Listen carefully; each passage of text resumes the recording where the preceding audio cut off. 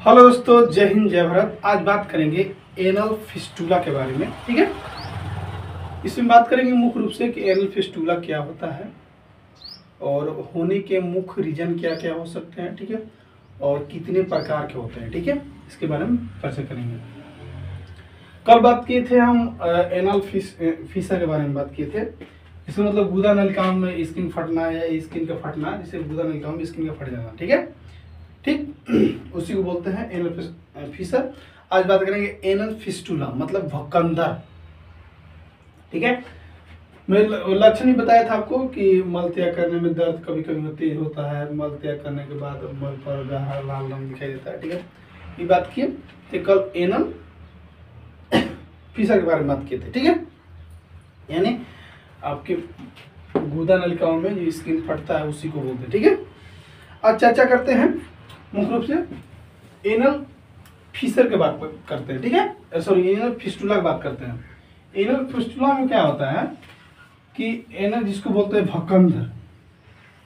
भकंदर होता कैसे है? किसी व्यक्ति को अगर भकंदर हो रहा है तो होने का मुख्य रीजन क्या है? उसका रीजन बहुत सारे हो सकते हैं, लेकिन थोड़ा मुख्य कारण क्या क्या हो सकता है इसके बारे में थोड़ा सा इसके ऊपर हम थोड़ा सा चर्चा करेंगे। ठीक है, चर्चा करेंगे कि मुख्य रूप से इससे एनल फिस्टुला एंड भकंदर क्यों होता है। ठीक है, पहले बात करेंगे कि एनल फिस्टुला होता क्या है। ठीक है, इसके बारे में थोड़ा चर्चा कर लेते हैं। एनल फिस्टुला, ठीक है, एनल फिस्टुला इसका हिंदी होता है भकंदर। क्या होता है? भकंदर, भकंदर। ठीक है, एनल फिस्टुला मतलब भकंदर। ये होता क्या है? इसमें बहुत सारे इसमें चर्चा करेंगे कि एनल फिस्टुला क्या होता है, एनल फिस्टुला होने के मुख्य रीजन क्या है। ठीक है, और इसे हो गया कितने प्रकार के होते हैं, हो गया तो क्या क्या लक्षण देखने को मिल सकता है। ठीक है, इसके बारे में चर्चा करेंगे। ठीक, तो पहले बता दूं कि एनल फिस्टुला क्या होता है। ठीक, एनल फिस्टुला मुख्य रूप से देखा गया है कि अंगों या नसों के बीच असमान जोड़ होता है। ठीक है, अंगों या नसों के बीच एक असमान जोड़ होता है।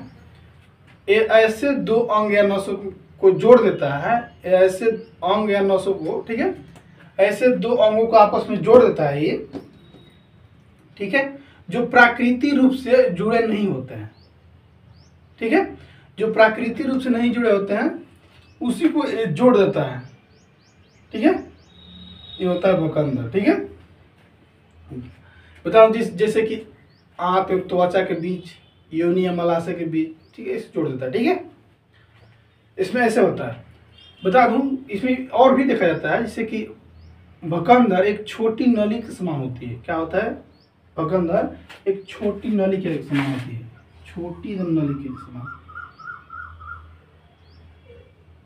ठीक है, छोटी नली के समान होती है। ठीक है, भकंदर छोटी नली के समान होती है। ठीक, एकदम पतला। ठीक, क्या होता है? भकंदर एक छोटी नली के समान होती है जो आंत के अंत के भाग को गुदा के पास की त्वचा से जोड़ देता है। ठीक है, क्या करता है?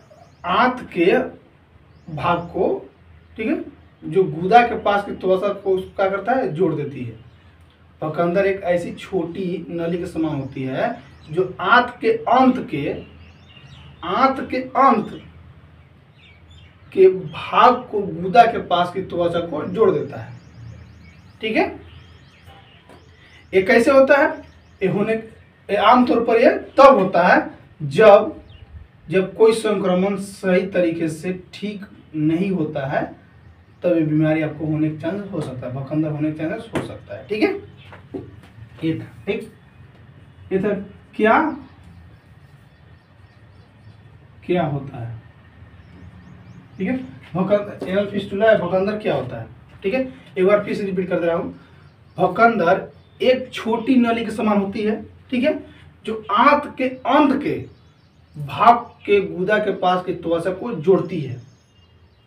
आमतौर पर यह तब होता है जब कोई संक्रमण सही से ठीक नहीं हो पाता है, तब यह भकंदर आपको होगा।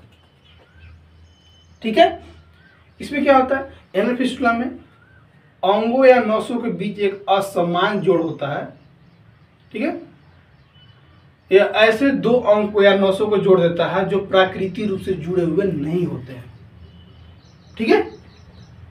आगे अब बात करते हैं कि इसका भकंदर या एनल फिस्टुला होने के मुख्य कारण क्या क्या हो सकते हैं, ठीक है।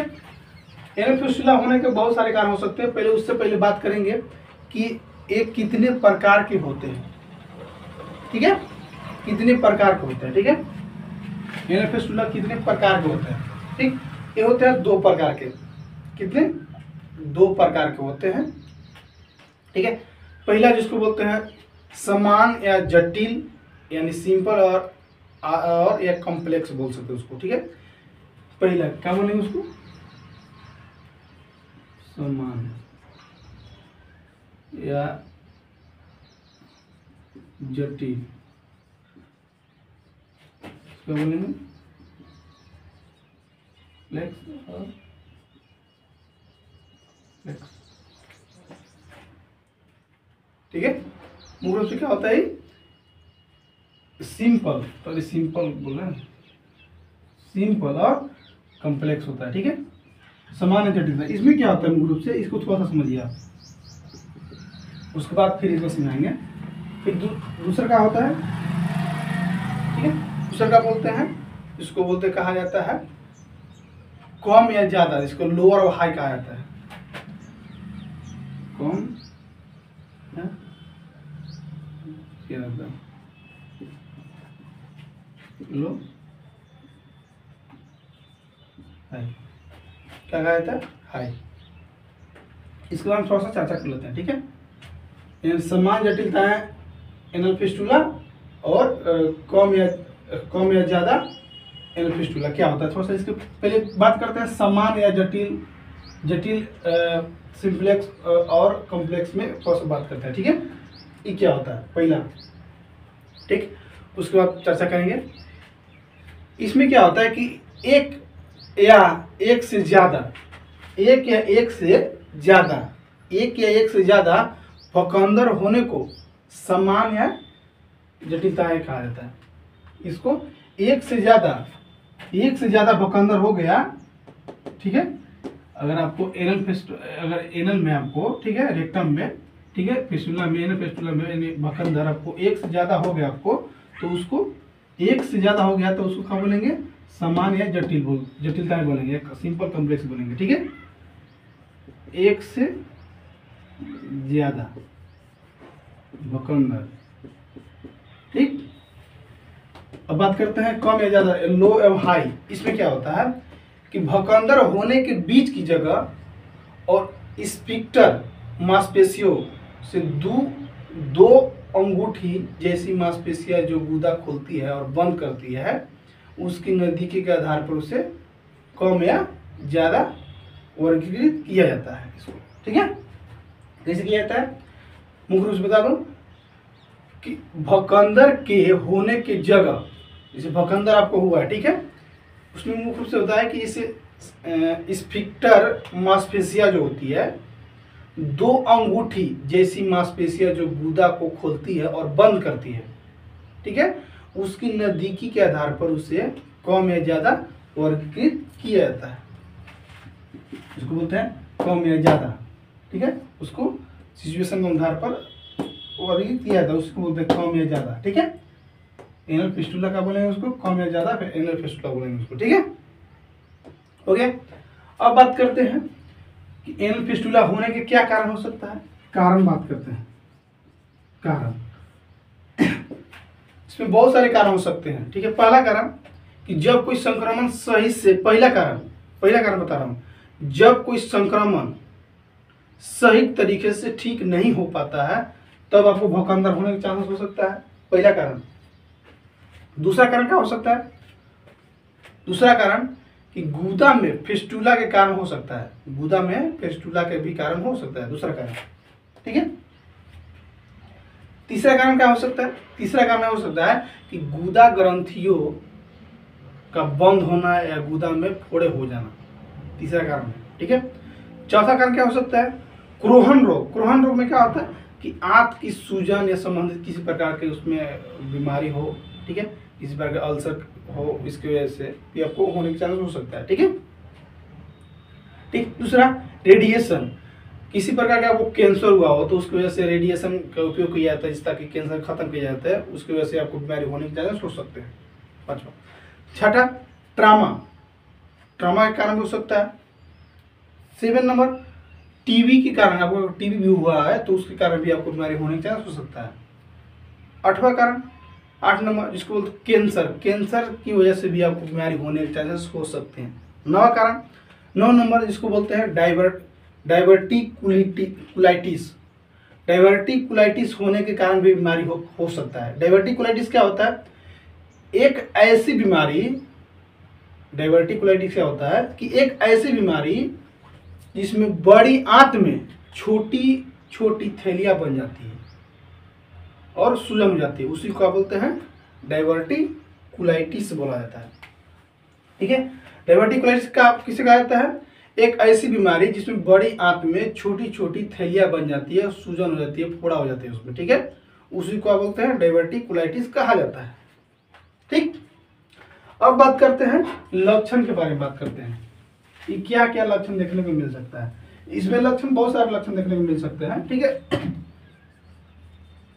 लक्षण बहुत सारे लक्षण देखने को मिल सकता है। पहला लक्षण क्या होगा, गुदा से बार बार फोड़े होना, गुदा में बार बार फोड़े होना, पहला लक्षण क्या होगा, गुदा में बार बार फोड़े होना, ठीक है, गुदा में बार बार फोड़ा होना, गुदा में बार बार फोड़ा होना, गुदा के आसपास में दर्द, सूजन,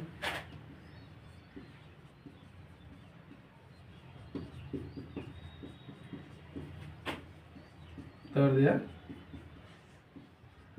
सूजन, ठीक है, हो सकता है मल करने में दर्द,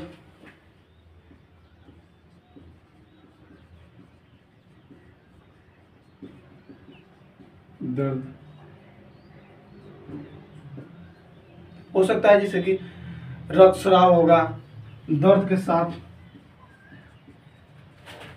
रक्तस्राव, ठीक है, रक्तस्राव। उस साथ ये भी हो सकता है कि गुदा के आसपास एक छेद से बदबूदार और खून वाली पस निकल सकता है, ठीक है।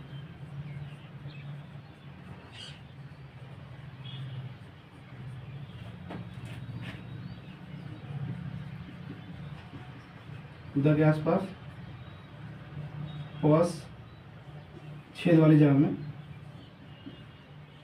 छेद वाली जगह में से पस, बदबूदार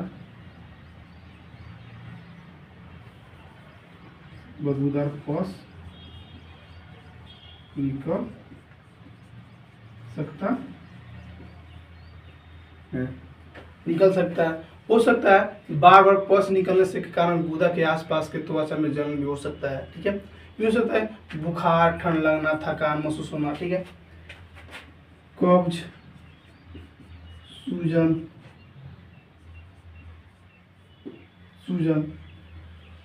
ठीक है, सूजन का बुखार, ठंड लगना, बुखार, ठंड लगने के साथ थकान महसूस होगा,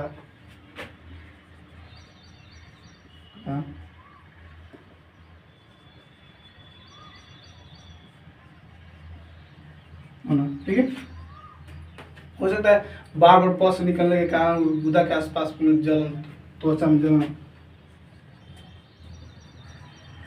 बार बार पस निकलने से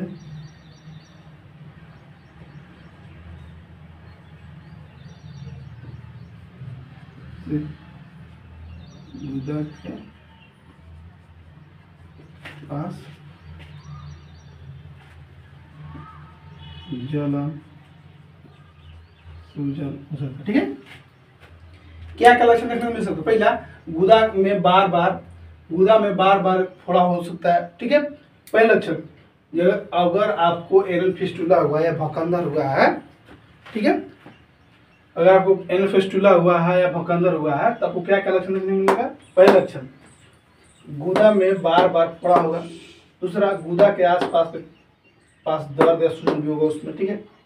मल करने में दर्द, मल त्याग करने में, ठीक है, मल करने में दर्द, मल त्याग लिख रहा हूँ, ठीक है,